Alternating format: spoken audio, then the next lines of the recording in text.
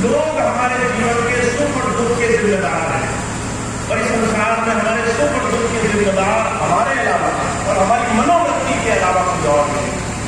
अगर हमने अपने आप को उस भाव से जोड़ना शुरू कर दिया जिससे हम दुनिया की तमाम बुराइयों को नहीं लें, तो हम अपने जीवन में उस सुख का एहसास कर सकते हैं।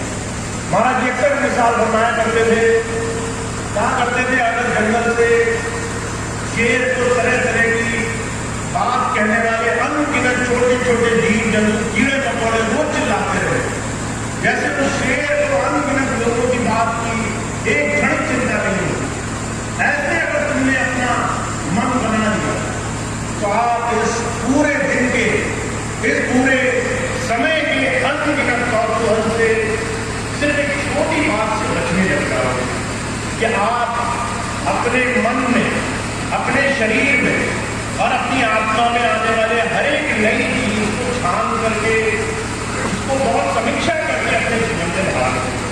इसलिए जो कहा करते थे अपने अंदर आने वाली हर एक चीज को भूला भूला करो।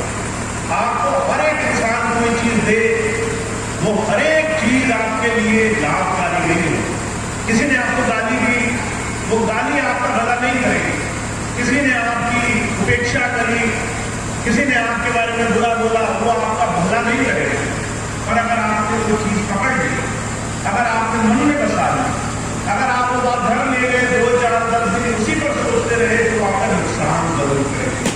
तो हर एक इंसान जिसने नाम ले लिया है उसके लिए अपने मन को, अपनी मनोवृत्ति को गुरु की तरफ जोड़ना बहुत जरूरी है।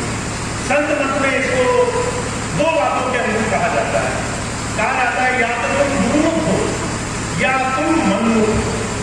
गुरुमुख वो हुआ जिसे गुरु की याद संसार की चिंताओं से ऊपर कर ले, जिसे दुनिया की चीजें प्रभावित न कर सके। और मनमुख कौन हुआ? जिसे हर कही हुई बात, हर सुनी बात, हर बोली बात लग जाए। कोई कुछ भी बोले और आप उसी पर बिखर करके बैठ जाओ, आप उसी पर हाय हाय करने लगे। इसने मुझे बड़ा बुरा बोल दिया, इसने घूर कर ले दिया, इसने बड़ी बुराई कर दी। आप लोगों को लगता हो भैया जी आज ये बात क्यों बता रहे हैं? क्योंकि मैं कई बार अपने भाइयों बहनों में देखता हूं, हमारे सत्संगियों में अगर आज मैं आपको देख रहा हूं तो 100 में से 95 लोग ऐसे हैं जो इस रोग से ग्रसित हैं। इस पर 95 लोग 100 में से, यानी आप कहते हैं कि आपने नाम लिया और जैसे आप मेरे से पीछे हटते हैं तो आपको सत्संगी ही कहीं बात बुरी लग जाती है। आपको कोई सेवादार ही कुछ बोले आपको वो बात बुरी लग जाएगी। आप यहाँ से और बाहरी गेट तक नहीं निकलेंगे और 10 बातें ऐसी हैं जो आपको ऐसी चुप जाएंगी जिसे आप घर लेकर जाएंगे और तरह तरह उन्हीं की बातें सोचेंगे। महाराज जी कहा करते ऐसी ही बातों से हमारे मन में गुरुमुखता और मनमुखता का निस्तारण होता है।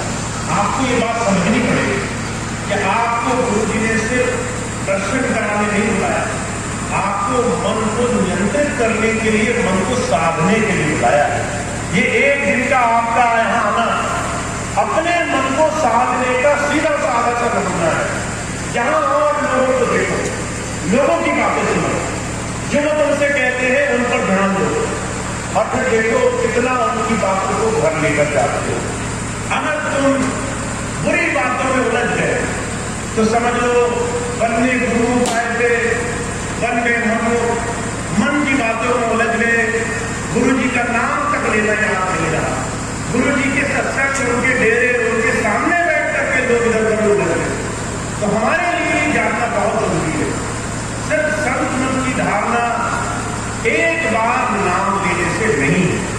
अगर एक बार नाम लेने से धारणा होगी तो आपने 40 साल पहले नाम लिया था, 40 साल के बाद दोबारा कभी आपको नाम नहीं लिया गया, दोबारा आपके कानों में नाम नहीं ढूंढा गया, फिर भी आपके